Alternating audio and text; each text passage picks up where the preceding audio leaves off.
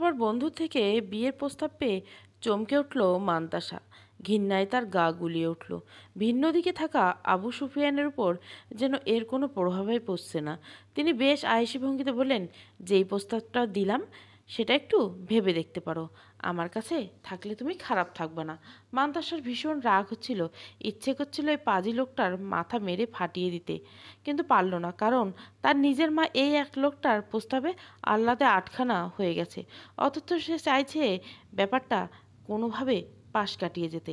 মান্তাসার মা মঞ্জু আরা বেগম আবু সুফিয়ানের দিকে চায়ের কাপ এগিয়ে দিয়ে বললেন, আপনার প্রস্তাবটা শুনে অনেকটা খুশি হলাম। মান্তাসার বাবার মৃত্যুর পর কি আকুল পাথরে না পড়েছি। আপনি না থাকলে আমার দুই মামে কোথায় যে ভেসে যেতাম। বুদ্ধিমতী মান্তাসা বুঝলো এখন ব্যাপারটা তাকে নিয়ন্ত্রণ করতে হবে, নচেত তার মা বড্ড বাড়াবাড়ি করে ফেলবে। এমন ভাবনা থেকে সে মঞ্জু আরা বেগমের কাছে গিয়ে বসলো। মা, এদিকে আসো, তোমার সাথে কিছু কথা আছে। তোর আবার কী কথা? দেখছিস না আমি তোর আঙ্কেল, না তোর হবু বরের সাথে জরুরি কথা বলছি। আবু সুফিয়ান চায়ের কাপে চুমুক দিয়ে বললেন, যান শুনে আসুন আপনার মেয়ে কী বলবে। মঞ্জু আরা বেগম মুচকি হেসে উঠে দাঁড়ালেন। মান্তাসা নিজের মাকে একটু দূরে টেনে নিয়ে এসে বললেন, এই বিয়ে আমি করতে পারবো না মা। মঞ্জু আরা বেগম খানিক রাগে সুরে বললেন, কেন, কি সমস্যা তোর এই বিয়েতে? সুফিয়ান আঙ্কেল আব্বুর বন্ধু মা, তাতে কি? আব্বু তো আর লোকটা তোর বাবার বয়সী না, মাত্র 33 বছর। জানি না কিভাবে এই লোকের সাথে তোর আব্বুর বন্ধুত্ব হলো। এমন আভিজাত্যপূর্ণ ধনী বন্ধু পাওয়া তো চারটিখানি কথা না। দেখলি না তোর বাবার মৃত্যুর পর কিভাবে লোকটা আমাদের সব দায়িত্ব কাঁধে তুলে নিয়েছে। উনি আমার থেকে অনেক বড় মা। এমন ভাব করছিস যেন তুই কচি খুকি। 19 বছর তো হলো তোর, এখন বলিস না যে বিয়ের বয়স হয়নি। মান্তাসা কিছুতেই তার মাকে বোঝাতে পারল না যে এই বিয়েতে তার মোটেও মত নেই। মঞ্জুরা বেগম নিজের মতো অদ্ভুত যুক্তি দাঁড় করাতে লাগলেন। মান্তাসা বুঝলো তার মাকে বুঝিয়ে লাভ নেই। এমনিতে মঞ্জুরা বেগম বেশ লোভী স্বভাবের মহিলা। তার উপর আবু সুফিয়ান যেভাবে টাকা পয়সা এবং দামি উপহার দিয়েছে, তার মন জয় করেছে তাতে, কিন্তু সম্পূর্ণরূপে তার কৃতদাসীতে পরিণত হয়েছে। এসব নিয়ে বজায় রাখতে মান্তাসাকে কোরবানি দিতে তিনি দুবার ভাবেননি। তিনি মান্তাসাকে এখন নিজের পথ নিজেকেই বেছে নিতে হবে। মঞ্জু আরা বেগম মান্তাসাকে ফেলে রেখে আবু সুফিয়ানের কাছে গিয়ে দাঁড়ালেন। বেশ আলাপ জমালেন দুজনে। মান্তাসার কাছে তো এই আবু সুফিয়ান লোকটা আগের থেকে সুবিধার লাগতো না, এখন তো আরও বেশি অসুবিধা লাগছে। মান্তাসা কিছুক্ষণ বিরক্ত ভরে তাকিয়ে নিজের কক্ষে এসে দরজা বন্ধ করে দিলেন। মান্তাসা ঘরে বসে ভাবতে লাগলো তার সাজানো গোছানো জীবনটা কী করে হঠাৎ এলোমেলো হয়ে গেল। বাবার প্রতি আদরের মেয়ে ছিল মান্তাসা, এক কথায় পাপাকি পড়ি। বাবা বেঁচে থাকতে ভীষণ আড়ম্বরতার সঙ্গে জীবন কাটিয়েছে। জীবনে দুঃখ কষ্টের কোনো ছিটেফোঁটাই ছিল না। কিন্তু বাবার অকাল মৃত্যু তার জীবনে যেন অমাবস্যা নেমে এসেছে। মৃত্যুর পূর্বে মান্তাসার বাবা আরিকুল হক বিপুল দেনায় ডুবেছিলেন। তার মৃত্যুর পূর্বে তাদের গড়ে তোলা হক এন্টারপ্রাইজ দেউলিয়া হয়ে যায়। সেই শোকে হার্ট অ্যাটাকে মৃত্যু হয় আরিফুলের। এরপর মান্তাসা ও তার মায়ের পথ বসার জোগাড় হয়। কিন্তু এমন সময় আবু সুফিয়ান নামক লোকটা তাদের ঢাল হয়ে দাঁড়ায়। হক এন্টারপ্রাইজ দেউলিয়া অবস্থা থেকে টেনে তোলেন। বর্তমানে তিনিই তার হত্যাকর্তা। লোক মুখে গুঞ্জন তিনি এই কোম্পানির নামও নিজের নামে পাল্টে রাখবেন। মান্তাসার ভীষণ রাগ হয় এসব শুনে, কারণ তার মনে হয় এই আবু সুফিয়ান লোকটা একদম সুবিধার না। না হলে কি এই লোকটার সাথে দেখা হওয়ার পরেই তাদের পতন শুরু হয়? এই তো 2 বছর আগে হগ এন্টারপ্রাইজ রাজত্ব করেছে পুরো ঢাকা শহরে। তাদের শেয়ার ধারে কাছে কেউ ছিল না। অথচ এই আবু সুফিয়ান যখন থেকে বাবার বিজনেস পার্টনার হয়েছে তখন থেকে কোম্পানি ডাউনফল শুরু করেছে। মাত্র 1 বছরে অর্ধেকের বেশি শেয়ার হাতছাড়া হয়। 2 বছরের মাথায় তো পুরোপুরি দেউলিয়া। মান্তাসার মনে হয় এই লোকটা পরিকল্পনা করে তার বাবাকে সর্বশান্ত করতে এসেছে। অথচ তার বাবা অন্ধের মতো বিশ্বাস করতে এই লোকটাকে। মান্তাসা আজ বুঝতে পারে না মাত্র 2 বছরের পরিচয় লোকটা কিভাবে তার বাবার এত প্রাণপ্রিয় বন্ধু হয়ে উঠল। শেষ দিন পর্যন্ত তার বাবা এই লোকটাকে অন্ধের মতো বিশ্বাস করতে লাগলো। মঞ্জু আরা বেগম অনেকক্ষণ যাবৎ আবু সুফিয়ানকে লক্ষ্য করছে। লোকটা চুপি চুপি কী যেন ভাবছে। মঞ্জু আরা ইনিয়ে বিনিয়ে অনেক কিছু বলছেন, কিন্তু লোকের কোনো ভাব বোঝা দায়। আবু সুফিয়ানের দৃষ্টি আকর্ষণ করতে তাই হালকা কেসে উঠলেন মঞ্জু আরা বেগম। আবু সুফিয়ান মঞ্জু আরা বেগমের দিকে পানি বাড়িয়ে দিয়ে বললেন, এই নিন পানি খান। মঞ্জু আরা বেগম এক ঢোকে পানি খেয়ে বললেন, তো কি ঠিক করলেন? আবু সুফিয়ান সন্ধিহান স্বরে বললেন, কোন ব্যাপারে? বিয়ের ব্যাপারে। আবু সুফিয়ান এবার গম্ভীর স্বরে বলে ওঠেন, আপনি আপনার মেয়েকে বোঝান ওর মত না থাকলে এই বিয়েটা সম্ভব না, আর এতে আপনার কতটা লস নিশ্চয় বুঝেছেন। মঞ্জুয়ারা বেগম কেঁপে উঠলেন। গ্রামের নিম্নবিত্ত পরিবারটা তার জন্ম থেকে অভাব অনটন দেখে বড় হয়েছিলেন। বিয়ে হয়েছিল একজন সাধারণ শ্রমিকের সাথে, তবে তার ভাগ্যে বুঝি রাজযোগ ছিল। তাই তো বিয়ের 2 বছরের মাথায় তার শ্রমিক স্বামী রাতারাতি বড়লোক হয়ে যায়, যাকে বলে আঙুল ফুলে কলা গাছ হওয়া। শুনতে অবিশ্বাস্য লাগলো আরিফুল হকের জীবনে সমৃদ্ধি রাতারাতি চলে এসেছিল। যদিও সেটা কিভাবে এসেছিল তা মঞ্জুয়ারা বেগমের অজানা, তবে তিনি এটা খুব ভালো করেই জানেন তার স্বামী হক এন্টারপ্রাইজ গড়ে তোলার পর তাদের আর পিছন ফিরে তাকাতে হয়নি। এরপর তাদের মেয়ে মান্তাসার জন্ম হলো সোনার চামচ মুখে নিয়ে।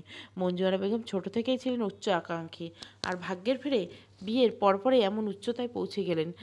সারাটা জীবন সেই বিলাসবহুল জীবনের স্বপ্ন দেখেছেন, বিয়ের পর তার পূর্ণ হলো।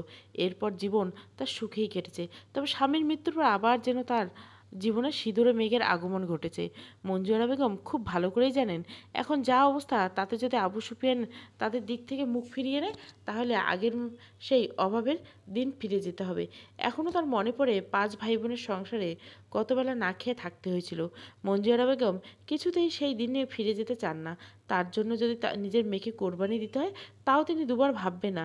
সেখানে তো শুধু এই লোকের সাথে বিয়ে দিতে হবে, এটা কোনো ব্যাপার না। কিন্তু সমস্যা হলো তার মেয়েকে নিয়ে। এই মান্তাসা যে তার বাধ্য মেয়ে, এটা নয়। চূড়ান্ত পর্যায়ে জেদি একটা মেয়ে। বাপ তো আদর দিয়ে মাথায় তুলেছে, এখন পরিস্থিতির জন্য তাকে নমনীয় হতে হয়েছে। কিন্তু নিজের জীবনে এত বড় সিদ্ধান্ত যে মেয়েটা মুখ বুজে মেনে নিবে না, এটা মঞ্জুয়ারা বেগম বেশ ভালো করেই জানে। তাই তো এবার তাকে অন্য শখ হচ্ছে। তবে সে যে করে হোক তিনি এই বিয়ে দিবেন, এজন্য তাকে যা করতে হয় করবেন, যতটা নিচে নামতে হয় নামবেন, প্রয়োজনে এই দুনিয়ায় সবচেয়ে নিকৃষ্ট মা হবেন। তবুও তিনি মান্তাসার বিয়ে এই আবু সুফিয়ানের সাথেই দিবেন। মান্তাসা রুমে প্রবেশ করে দরজা লাগিয়ে দেয় মঞ্জুয়ারা বেগম। মান্তাসা বিছানায় বসেছিল। মায়ের এমন কাণ্ড দেখে শটান বিছানা থেকে উঠে রাগে সুরে বলে উঠল, তুমি এখানে কি করছো মা? যদি ভাবো আমাকে ব্ল্যাকমেল করে এই বিয়েতে রাজি করাবে তো ভুল ভাবছো। আমি মরে যাবো তবু ওই লোকটাকে বিয়ে করব না। মঞ্জুয়ারা বেগম মান্তাসার কাছে এসে তার চুলের মুঠি টেনে ধরেন। মান্তাসা ব্যথায় আর্তনাদ করে বলে, মা লাগছে, ছাড়ো আমায়। কিন্তু মঞ্জুয়ারা বেগম খেপে গিয়ে আরও জোরে চেপে ধরলেন। হুমকির সুরে বললেন, শোন, তোর বাপ বেঁচে থাকতে অনেক রং ঢং করেছিস, এখন তা চলবে না। বিয়ে করবি মানে বিয়ে করবি, তুই করবি না তোর ঘাড় করবে। ভেবেছিলাম ভালো কথায় তোকে রাজি করাবো, কিন্তু তুই তো ভালো কথা শোনার মেয়ে না। তাই প্রয়োজনে আমি যেভাবেই পারি সেভাবেই তোকে রাজি করাবো। মান্তাসার মাথায় জেদ চেপে বসে সে বলে, তুমি যদি আমাকে মেরেই ফেলো তাও আমি ওই আবু সুফিয়ানকে বিয়ে করবো না। মঞ্জুয়ারা বেগম এর মাথার রাগের পারদ বৃদ্ধি পায়। রাগে অন্ধ হয়ে যান তিনি। দিকবিদিক শূন্য হয়ে মান্তাসাকে শায়েস্তা করার জন্য উপায় খুঁজতে থাকেন। একটু দূরে ইস্ত্রি মেশিন দেখে ছুটে যান সেদিকে। মান্তাসা কিছু বোঝার আগে তার হাতে চেপে ধরেন সেই ইস্ত্রি মেশিনটা। মান্তাসা ব্যথায় চিৎকার করে ওঠেন। তার চোখ দিয়ে গড়িয়ে পড়ে নোনা জল। কান্না বেছায় গলায় বলেন, আম্মু ছেড়ে দাও প্লিজ। মান্তাসা হাতটা অনেকটা পুড়ে যাওয়া, তাও যেন দয়ার সঞ্চার হয় না মঞ্জুয়ারা বেগমের নিঠুর মনে। মঞ্জুয়ারা বেগমের ক্রোধ যেন কিছুতেই কমার নয়। তিনি আরও জোরে ইস্ত্রি মেশিনটা চেপে ধরে বললেন, বিয়েতে কোনো বাধা দেওয়ার চেষ্টা করলে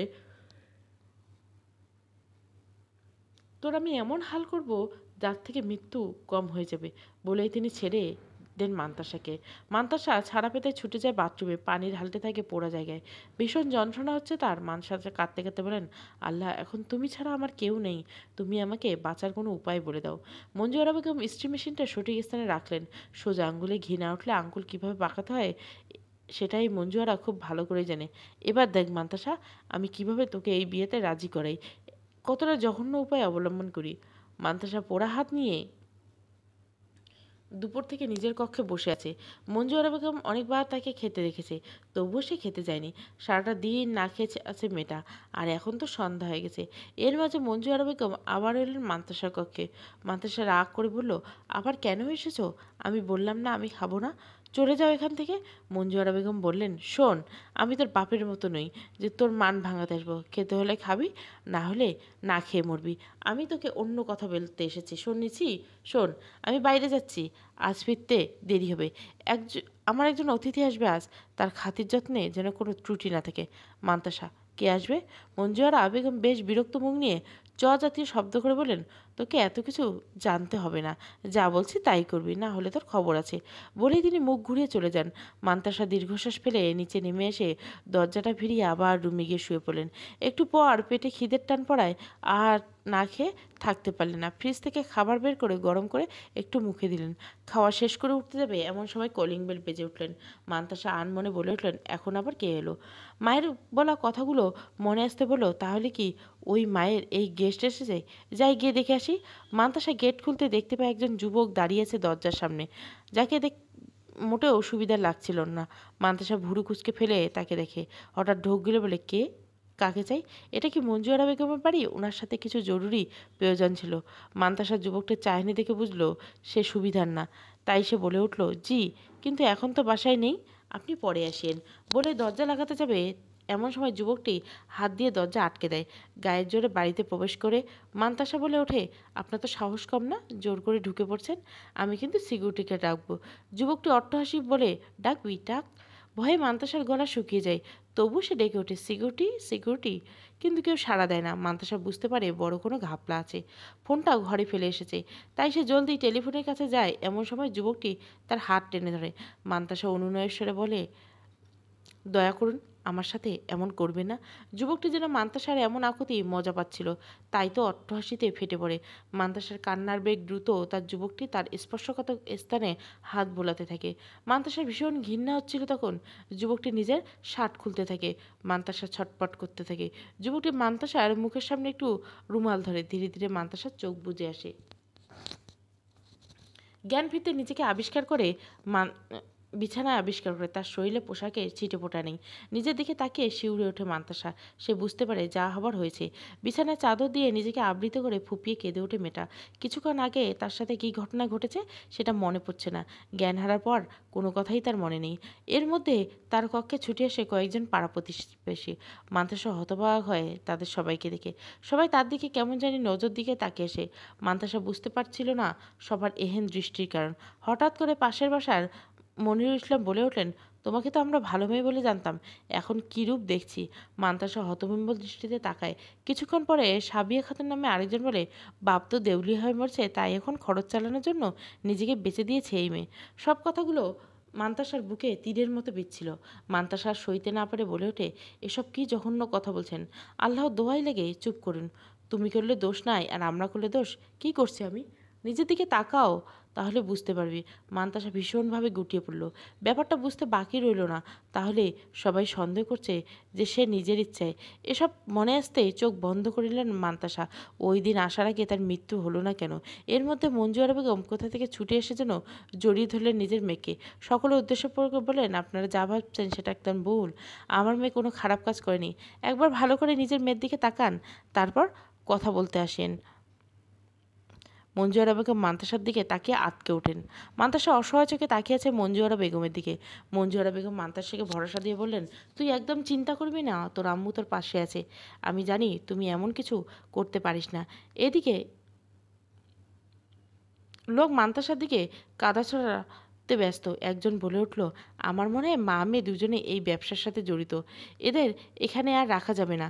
আরেকজন সমর্থন জানিয়ে বলল, ঠিক বলেছেন, এটা ভদ্র লোকের এলাকা, এখানে কোনো নোংরামি চলবে না। সবাই যে যার মতো তর্ক বিতর্ক করতে লাগলো। এর মধ্যে একটা যুবক এগিয়ে আসলো মান্তাসার দিকে। উদ্দেশ্য মান্তাসাকে টেনে হিঁচড়ে বের করা। মঞ্জু আরা বেগম তাদের আটকে বলেন, আমার মেয়ের পরনে কিছু নেই, ও কোনো রকমে একটা চাদর জড়িয়েছে, ওর কাছে এসো না তোমরা।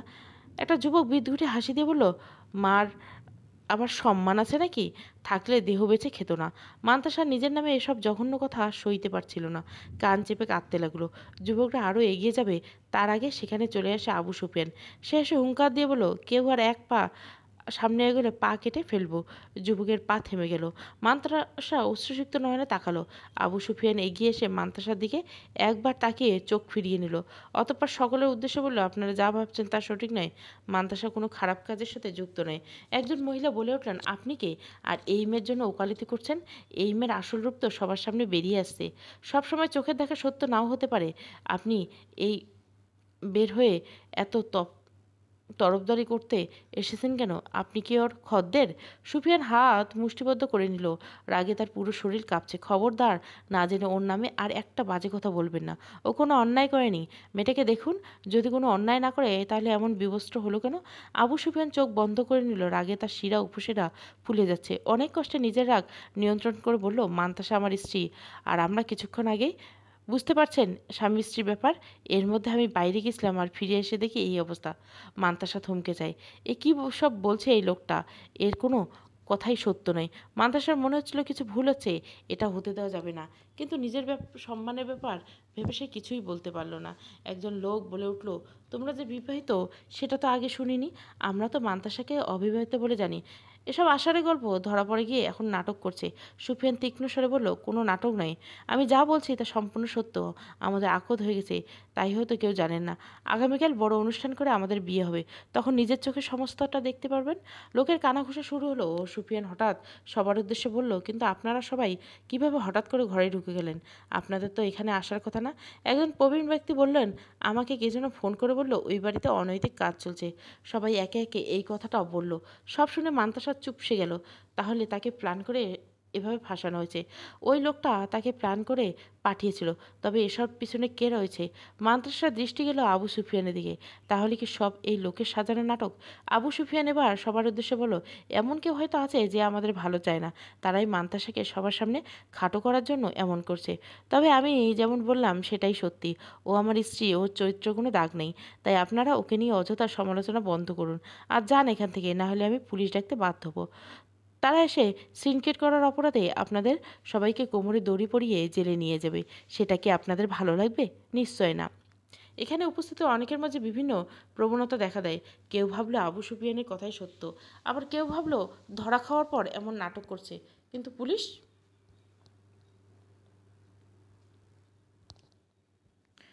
টোটকাতে কাজে দিল। কিছুক্ষণের মধ্যে সবাই স্থান ত্যাগ করলো।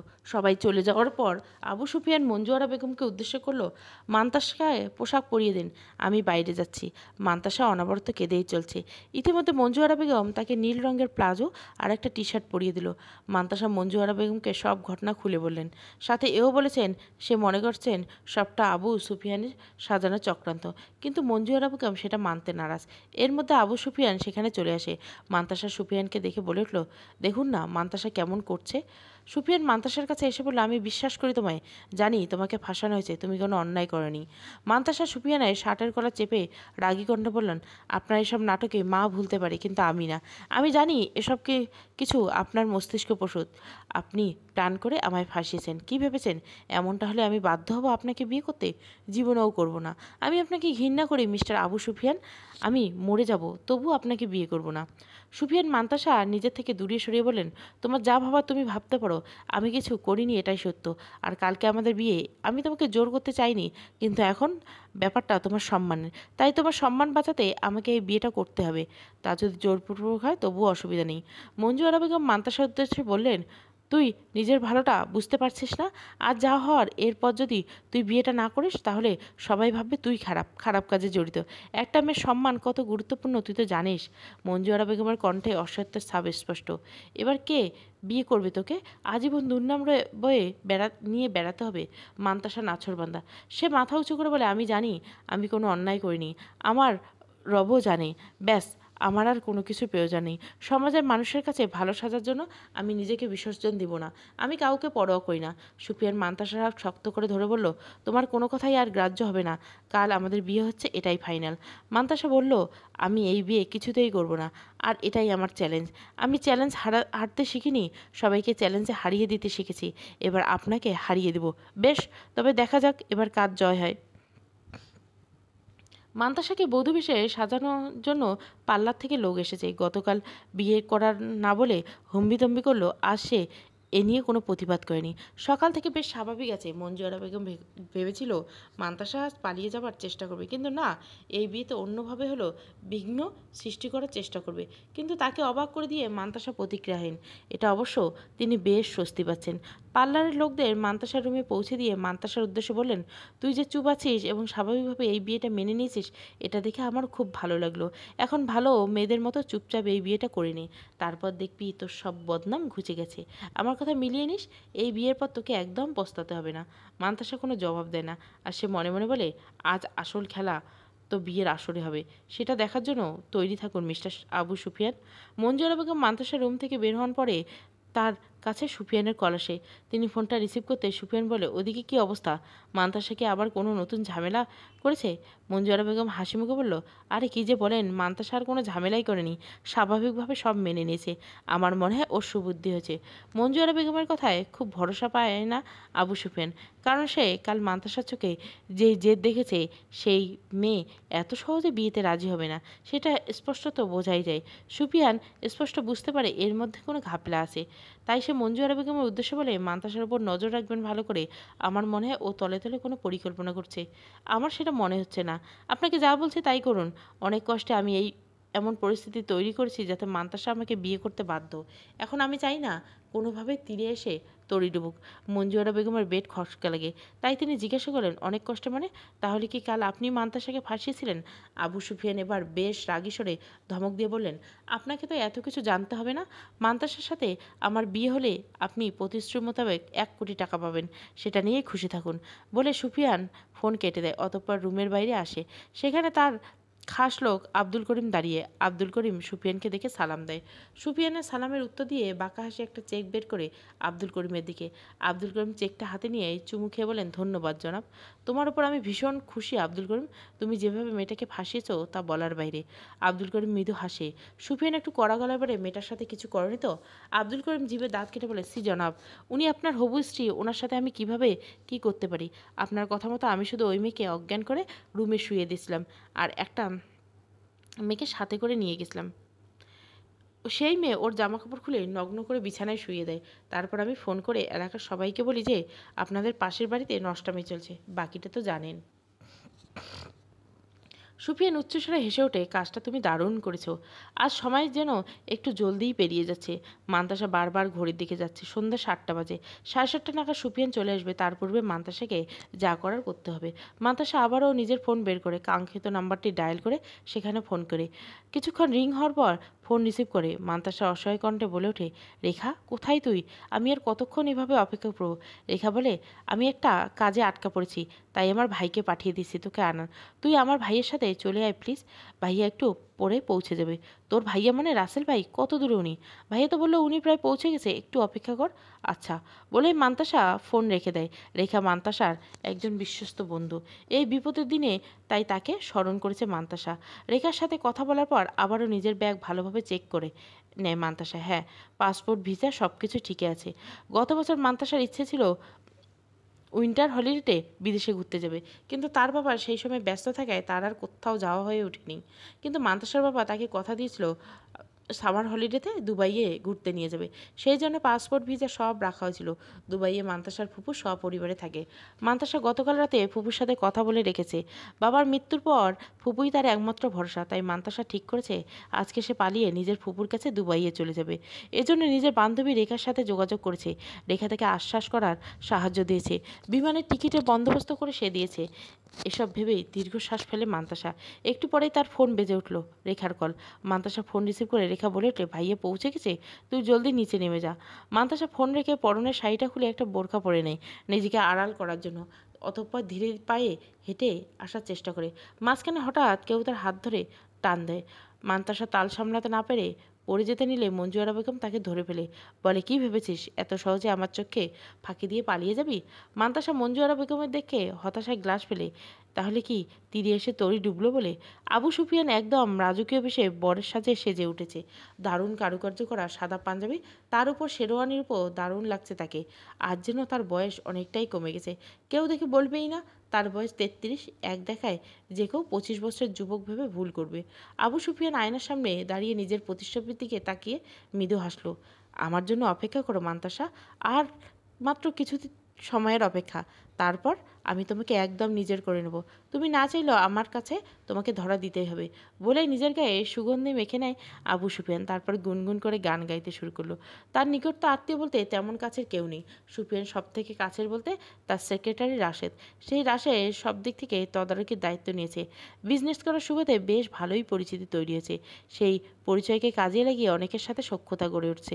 সেই সব ব্যক্তিদের নিজের বিয়েতে নিমন্ত্রণ করছে। এখন তাদের আপ্যায়নের ভার পুরো রাশেদের কাঁধে। রাশেদ এসে উপস্থিত হয়ে সুফিয়ানের কক্ষের সামনে। সুফিয়ান তাকে দেখে বলে, সব কাজ কমপ্লিট জি স্যার। আপনি গাড়ি চলে এসেছে, চলুন এখন। যাচ্ছি। বলে আবু সুফিয়ান একটা হাসি দেয়। এবার তার গন্তব্য মান্তাসাদের বাড়ি। সেখানে যাওয়ার পর মান্তাসাকে একদম নিজের করে নেবে। আবু সুফিয়ান রাশাদের সাথে তার বাড়িতে উপস্থিত হয়েছে মান্তাসার বাড়িতে। এখানে এসে শুরুতে যে লক্ষ্য করলো পরিবেশটা থমথমে, বুঝতে বাকি রইল না নিশ্চয়ই কিছু ঘটেছে। পুরো বাড়ি জুড়ে মানুষের ভিড়। আবু সুফিয়ান রাশেদকে ঠেলে, তুমি এক্ষুনি সবাইকে ঠেলে সরানোর ব্যবস্থা করো, আমায় ভেতরে যেতে হবে। রাশেদ সুফিয়ানের আদেশ মতোই কাজ করলো। কয়েকজন গার্ডকে দিয়ে ভিড় ঠাট্টা কমালো। ভিতরে প্রবেশ করতে সুফিয়ান বাড়ির ভিতরে প্রবেশ করলো। ড্রয়িং রুমে এসে হতবাক। মঞ্জু আরা বেগম ফ্লোরে বসে আজাহারি করেই চলেছে। কি মানে কান্না? সুফিয়ানের সন্দেহ হলো গাঢ়। মঞ্জু আরা বেগমের কাছে এসে সে বেশ উত্তেজিত গলায় বললেন, কি হয়েছেটা কি? এখানে এত জট লাগানো মান্তাসা গোসায়? সুফিয়ানকে থেকে মঞ্জু আরা বেগম আহাজারি আরও বাড়ে। তিনি নাকি সুরে কাঁদতে কাঁদতে বললেন, পালিয়েছে ও। সুফিয়ানের চেহারার শক্ত ভাবমূর্তি ফুটে ওঠে। নিজ হাতে মুষ্টিবদ্ধ করে সে বলে, এত পাহাড়ে ভেঙে ও পালাবে কী করে? আপনাকে তো আমি বলে রেখেছিলাম ওকে দেখে রাখতে। আমি ওকে প্রায় ধরেই ফেলেছিলাম, কিন্তু ও আমার নাকে কিছু স্প্রে করে পালিয়ে যায়। ড্যামিট! রাশেদ, এক্ষুনি গোটা শহরে লোক লাগিয়ে দাও। আমার মনে হয় না মান্তাসা এখনও দূরে গেছে। আর হ্যাঁ, সব বাস স্ট্যান্ড, রেলওয়ে আর এয়ারপোর্টের লোক ছাড়িয়ে দাও, ও যে কোনোভাবে পালাতে না পারে। জি স্যার। সুপিনের সামনে থাকা একটা ফুলদানি তুলে আঁচড় ফেলে দেয়। এত সহজে তোমাকে আমি পালাতে দেবো না মান্তাসা। তোমাকে আমার ভালোবাসায় বন্দি হতেই হবে। আপনাকে অনেক ধন্যবাদ আমাকে এখান অবধি পৌঁছে দেওয়ার জন্য। মৃদু হেসে কথাটা রাসেলের উদ্দেশ্যে বলে মান্তাসা। রাসেল বলে, ধন্যবাদ জানানোর কোনো প্রয়োজন নেই। তুমি আমার বোন, রেখার বান্ধবী, মানে তুমি আমারও বোন। কখনো কোনো বিপদে পড়লে এই ভাইকে অবশ্যই স্মরণ করবে। জি অবশ্যই। আচ্ছা ভাইয়া, আমি তাহলে এখন আসি, আমার ফ্লাইট সময় হয়ে আসছে। হ্যাঁ এসো, আর সাবধানে থেকো। মান্তাসা দ্রুত এয়ারপোর্টের দিকে পা বাড়ায়। এতক্ষণে বুঝি সুফিয়ানের কাছে তার পালানোর খবর পৌঁছে গেছে। এখন যত তাড়াতাড়ি সম্ভব সে এই দেশ ত্যাগ করতে পারবে, যত তাড়াতাড়ি সম্ভব সে শান্তি পাবে। এয়ারপোর্টে থেকে ভারতীয় ফর্মালিটি পূরণ করতে গিয়ে মান্তাসার নাভিশ্বাস উঠে যায়। ভীষণ বিরক্ত বোধ করে। কিছু করার ছিল না। মান্তাসা ফোঁস করে একটা নিঃশ্বাস ছাড়ে। বললে, আল্লাহ তুমি আমার সহায় হও। এত দূর আসতে পেরেছি, তখন নিশ্চিন্তে এই দেশটা ত্যাগ করতে পারি। অবশেষে অপেক্ষার অবসান ঘটিয়ে মান্তাসা বিমানে ওঠে। আর মাত্র কিছু সময় পর সে সুফিয়ানের বদনজর থেকে অনেকটা দূরে চলে যাবে। ভাবতেই মনের অভাবনীয় শান্তি অনুভব করে। সে আর কখনো চায় না এই লোকটার মুখোমুখি হতে।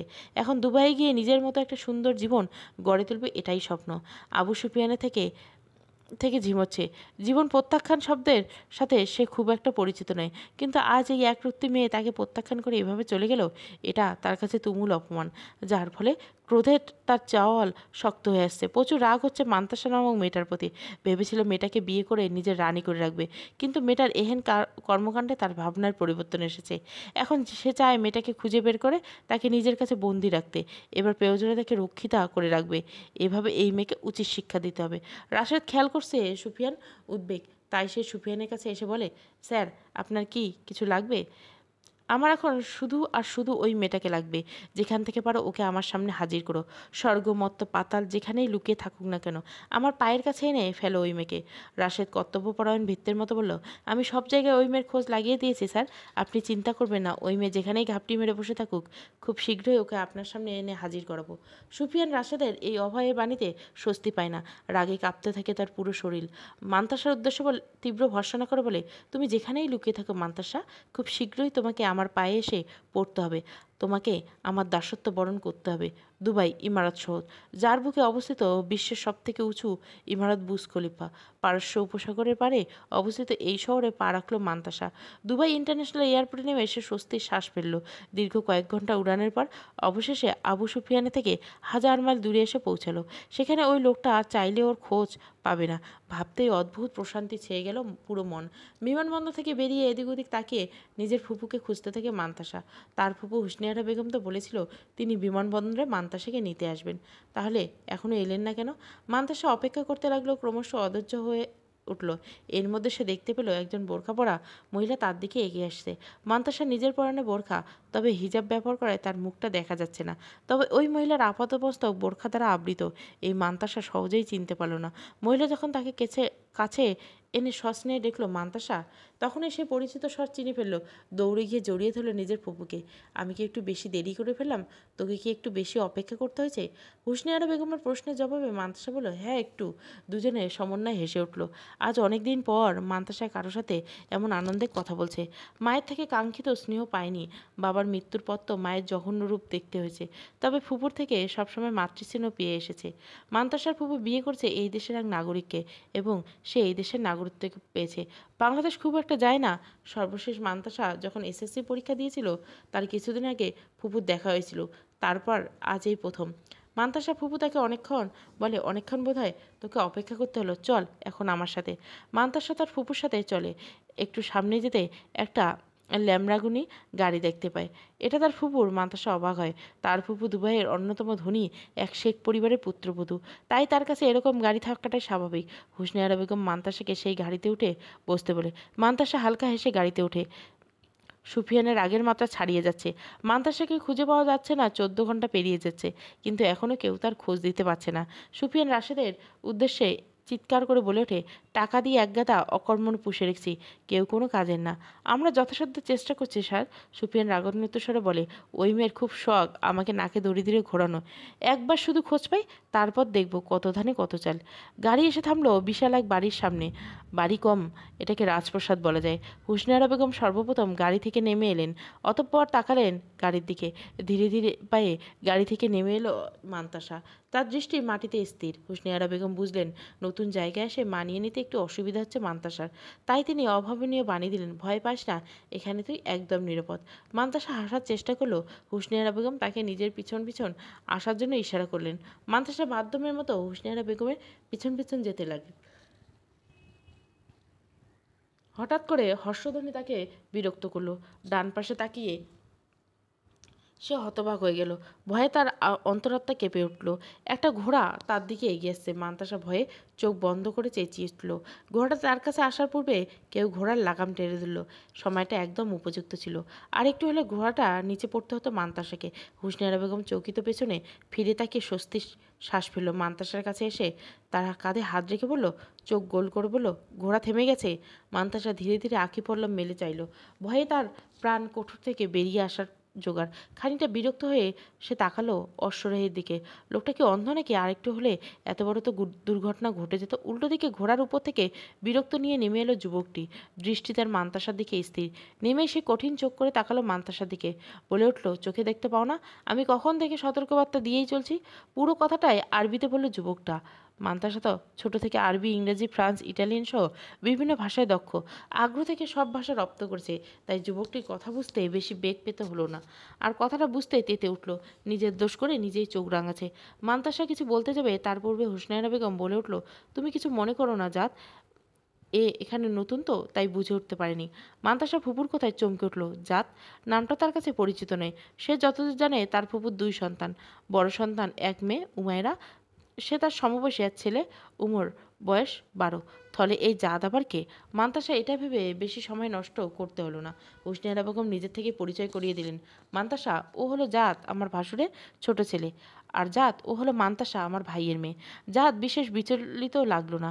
মান্তাসার সাথে পরিচিত হওয়ার বিন্দুমাত্র আগ্রহ না দেখে সে নিজের দাম্ভিকতার ন্যায় নিজের প্রিয় ঘোড়াটিকে নিয়ে স্থান ত্যাগ করলেন। যাদের এমন আচরণ মোটেই ভালো লাগলো না মান্তাসার। হতে পারে দুবাইয়ের ধনী শেখের ছেলে, তাই বলে এত দম্ভ? হুসনে আরা বেগম মান্তাসার উদ্দেশ্যে বলেন, যাদের ব্যবহারে কিছু মনে করিস না, ও একটু অন্যরকম, খুব একটা সামাজিক নয়। মান্তাসা মাথা নাড়িয়ে সায় জানালো, কিন্তু ভেতরে ভেতরে সে চলে যাচ্ছে। ফুপুর হাত ধরে বিশাল রাজপ্রাসাদের মতো বাড়িতে প্রবেশ করলো মান্তাসা। যতদূর শুনেছে তার ফুপুর ভাসুর মোহাম্মদ বিন জাফর দুবাইয়ের একজন ধনী শেখ, যার এখানে নিজস্ব তেলের ব্যবসা আছে, যার ধরুন সম্পত্তি প্রতিপত্তির কোনো অভাব নেই। চারিদিকে তার নিদর্শন বিদ্যমান। তাদের বিদ্যালয়ে রয়েছে দামি দামি সব ব্র্যান্ডেড গাড়ি, দামি সব ঘোড়া উট। বাড়িতে প্রবেশ করে মান্তাসার নজরে এলো তার আভিজাত্যে পুরো বাড়ি সাজানো, সব দামি আসবাবপত্র ও শোপিস দিয়ে, সব কিছু রাজকীয়ভাবে। হুসনিয়ারা বেগম মান্তাসাকে নিয়ে যান গেস্ট রুমে। সেখানে গিয়ে মান্তাসাকে কিছুক্ষণ অপেক্ষা করতে বলেন। অতঃপর একটা পোশাক এনে তার হাতে তুলে দিয়ে বলেন, আসার সময় তো তাড়াহুড়ো করে কিছুই আনতে পারিসনি, এখন এই পোশাকটা নিয়ে ওইদিকে বাথরুম ফ্রেশ হয়ে থাকিস, একটু পর তোর জন্য খাবার নিয়ে আসছি। আসলে বাড়িতে একটা নিয়ম আছে, 3 বেলা একটা নির্দিষ্ট সময়ে পরিবারের সদস্যরা খেতে বসি। সকালে নাস্তা তো হয়ে গেছে, দুপুরে কখন খাওয়া হবে ততক্ষণ তো তোকে অভুক্ত রাখতে পারি না, তাই আমি তোর খাওয়ার ব্যবস্থা করছি। মান্তাসা বলে, আমার জন্য তোমাকে এত বিচলিত হতে হবে না বাবু। আচ্ছা, উমাইরা আপু আর ওমর কোথায়? এসে তো ওদেরকে দেখছি না। ওমর স্কুলে গেছে আর উমাইরা বাড়িতে আছে, তবে একটু ব্যস্ত। তুই ফ্রেশ হয়ে নে, ওর ব্যস্ততা কাটলে তোর সাথে দেখা করতে আসবে। মান্তাসা শুনেছিল 2 বছর আগে উমাইরার বিয়ে হয়েছে, বিয়েতে তারা আমন্ত্রিত ছিল। যদি তো ব্যস্ততার জন্য আসতে পারেনি, যতদূর জানে উমাইরার বিয়ে হয় তার চাচাতো ভাইয়ের সাথে। তবে কি তখন ওই যুবককে দেখলো সেই উমাইরার স্বামী? মান্তাসা আর বেশি ভাবলো না, বাথরুমে চলে গেলে ফ্রেশ হয়ে নিতে। ফ্রেশ হয়ে বাইরে এসে দেখলো হুসনিয়ারা বেগম খাবার হাতে নিয়ে সম্মুখে দাঁড়িয়ে আছে। মান্তাসাকে দেখে মৃদু হেসে বললেন, তোর জন্য খাবার নিয়ে এসেছি, খেয়ে নে। মান্তাসা খেতে বসে পড়ে যায়। খাওয়া শেষ হতে না হতে উমাইরের আগমন ঘটে। এসেই মান্তাসাকে জড়িয়ে ধরলে, ওহে প্রিয় মান্তাসা, তোমাকে দেখে অনেক খুশি হলাম। আজ অনেক দিন পর তোমার মুখোমুখি হলাম। মান্তাসা খুশি হলো উমাইরাকে দেখে। দুবোন ভালোই গল্প জমিয়ে দিল। হুসনিয়ারা বেগম তাদের মাঝে আর থাকতে চাইল না। তার কিছু কাজ ছিল, তাই তিনি চলে গেলেন। উমাইরা কথায় কথায় বললেন, তোমার সাহস প্রশংসা না করে পাচ্ছি না। আমি ভীষণ খুশি হয়েছি তোমার ওপর। তোমার মতো সাহসিকতা যদি সব মেয়ে দেখাতে পারতো, তাহলে কোনো মেয়ের কপালে আর কষ্ট নেমে আসতো না। কথাটা বলে মনের অজান্তেই উমাইরের মন বিষাদে ছেয়ে গেল। চেহারাতে ফুটে উঠল বিষাদ। মান্তাসা বুঝল না এই বিষাদের কারণ। এর মধ্যে গেস্ট রুমের বাইরে কারো কণ্ঠ ভেসে আসলো, উমাইরা তুমি কি এখানে?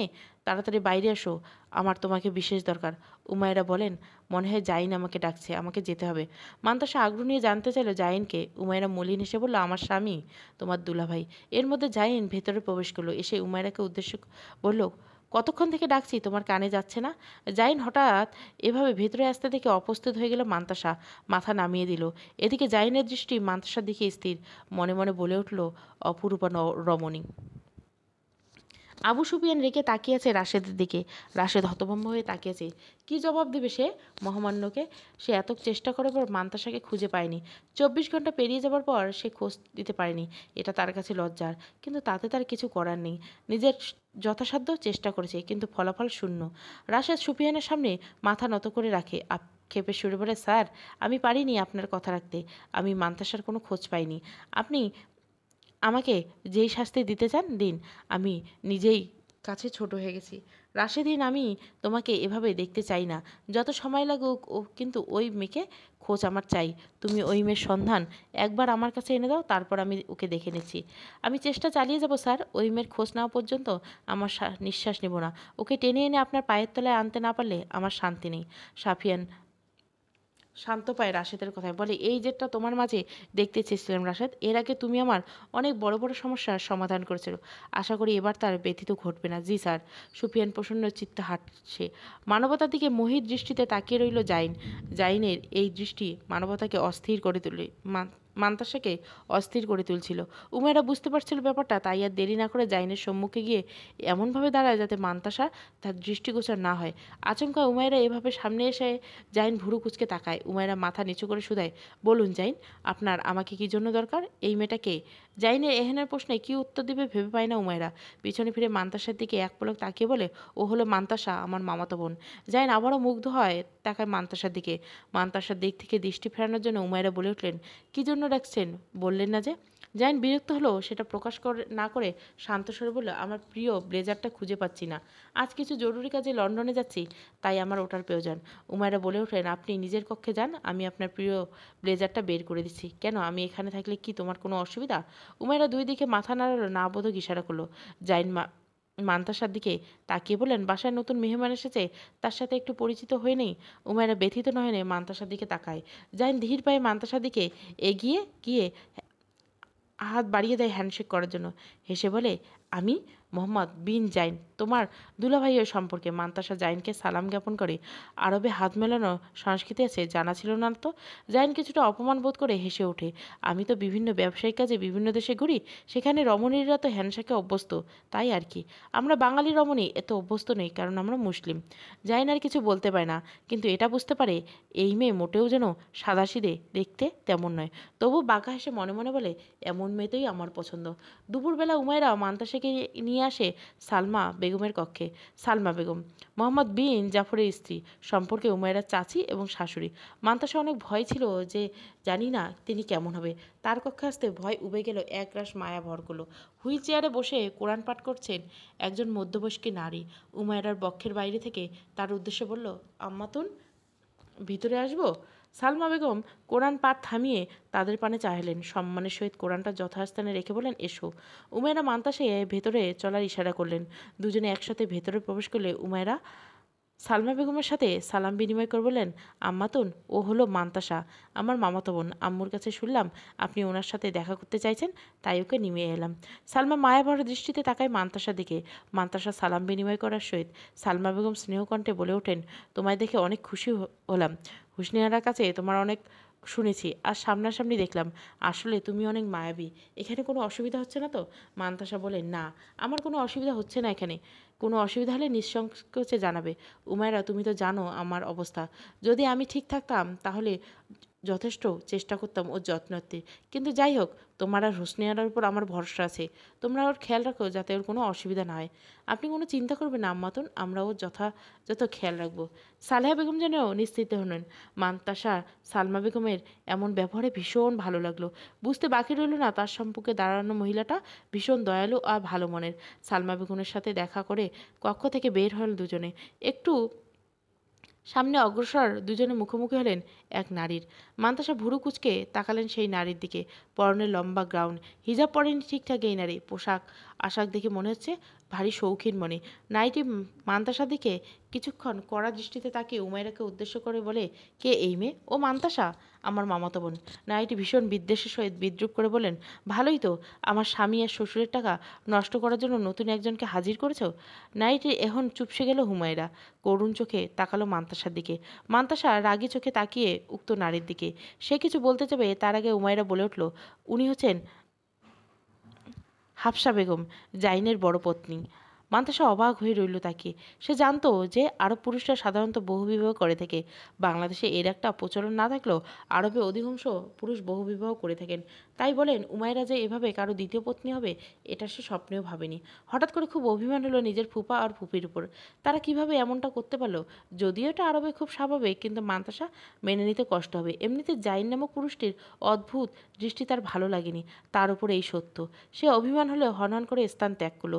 উমেরা তার পিছু পিছু যেতে যেতে এমন সময় হাসনা তার হাত টেনে মুখ চেপে ধরে বলল, তোমার মামাতো বোন এত সাহস কিভাবে যে আমাকে এভাবে অপমান করে? আপনি ভুল ভাবছেন, ও আপনাকে অপমান করেনি। ভুল? আমি ভুল? খুব সাহস বেড়েছে তাই না? এত সাহস কোথায় পাচ্ছ? ওই মেয়ে আমার অনুমতিতে বিনা কিভাবে এই স্থান ত্যাগ করলো? ওকে এই মহলের নিয়ম শিখিয়ে দাও, না হলে বেশি দিন টিকতে পারবে না। বলে হাফসা ধাক্কা দিয়ে ফেলে দিল উমাইরাকে। একটু করুণা না করে চলে যেয়ে উমাইরা সেখানে বসে অশ্রু বিসর্জন দিল। ক্ষমতাহীন বাবার সন্তান হয়, এতটাই বুঝি তার ভবিতব্য? তাই তো মেয়ে নিয়েছে সব অপমান আর লাঞ্ছনা। মান্তাসা রেগেমেগে হেঁটে যাচ্ছিল। হঠাৎ করে জাদের মুখোমুখি হয়। জাদকে দেখামাত্র তার মাথায় রাগ চেপে বসে। জাইন নামক লোকটা তো এই লোকটার ভাই। সে একাধিক বিয়ে করছে, তার মানে ভাইটাও এরকম। এমনটা ভেবে ক্রোধে মান্তাসার গাল লাল হয়ে গেছে। সে জাদের দিকে তাকিয়ে বলে ওঠে, নারীলোভী শয়তান, খাটাস লোক। কথাগুলো বাংলায় বলায় জাদ খুব একটা বুঝতে পারল না। বিস্মিত দৃষ্টিতে তাকিয়ে রইল মান্তাসার দিকে। মান্তাসার মুখ দেখে খানিক অনুভব করলো যে মেয়েটা হয়তো রেগে আছে, আর তার উপর রাগ দেখাচ্ছে।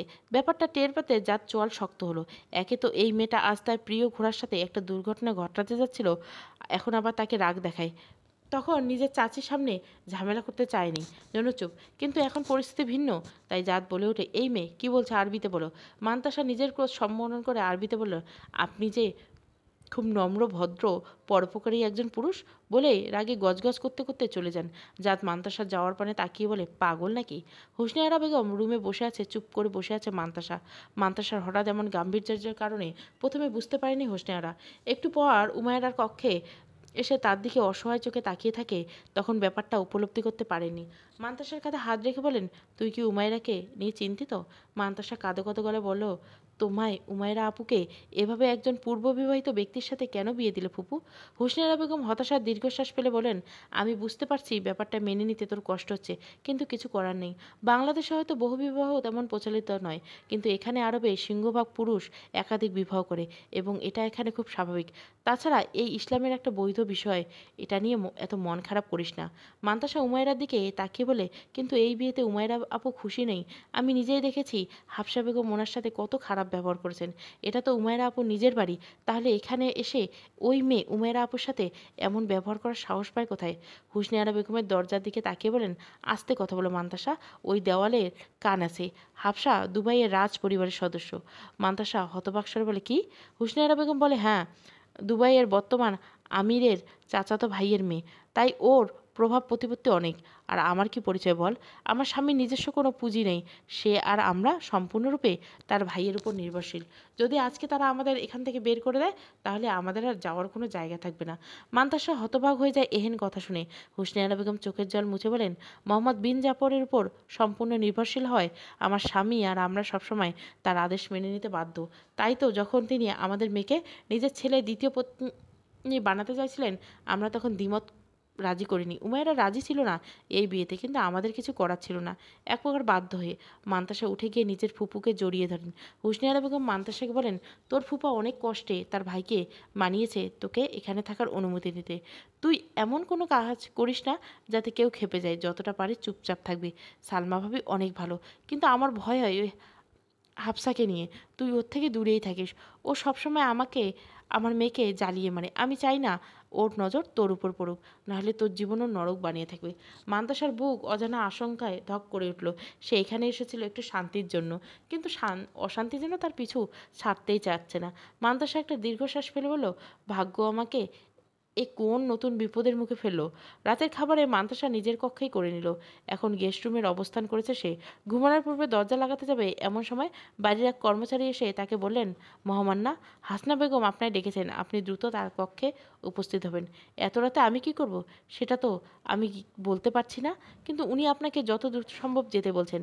মাসনা দুপুরে তার ফুপুর কথাগুলো মনে মনে ভাবলো। হাসনাকে খেপানো তার জন্য ভালো হবে না, এই জন্য চুপচাপ পা বাড়লো হাসনার কক্ষের দিকে। হাফসার কক্ষের সামনে কাছে গিয়ে মান্তাসা যা দেখলো তাতে তার চোয়াল শক্ত হয়ে গেল। হাফসা নিজের পুরো কক্ষ কর্মচারীকে দিয়ে নয়, বরঞ্চ উমায়রাকে দিয়ে পরিষ্কার করিয়ে নিচ্ছে। মান্তাসা এগিয়ে এসে প্রতিবাদ করতে নিবে, তার পূর্বে উমায়রা চোখের ইশারায় তাকে চুপ থাকতে বলে। তাই বলে মান্তাসা আর কিছু বলল না, কিন্তু ক্রোধ তার কান দিয়ে ধোঁয়া বের হওয়া জোগাড়। হাফসা মান্তাসাকে লক্ষ্য করে বলল, এই তো তুমি এসে গেছো। এই বাড়িতে কেউ ফ্রিতে বসে থাকতে না। আমার শ্বশুরমশাইয়ের সাথে কথা হয়েছে, তার সাথে পরামর্শ করে আমি সিদ্ধান্ত নিয়েছি, তুমি যদি এখানে থাকো তো আমার টুকিটাকি কাজও তোমায় করে দিতে হবে। মান্তাসা শূন্য দৃষ্টিতে তাকিয়ে রইল। হাফসা একটা ময়লা পানি ভর্তি বালতি দিকে ইশারা করে বলল, এখানে নোংরা পানি আছে, বাইরে গিয়ে এই ময়লা ভাগাড়ে ফেলে এসো। আমি হতবাক হয়ে শুধালো মান্তাসা। আগে সে কোনোদিন এমন কাজ করেনি, না তো কখনো করবে বলে ভেবেছে। হাফসা রাগত স্বরে বলল, তুমি করবে না তো আমি করব? যদি এখানে থাকতে চাও তাহলে চুপচাপ যা বলছি তাই করো, নইলে।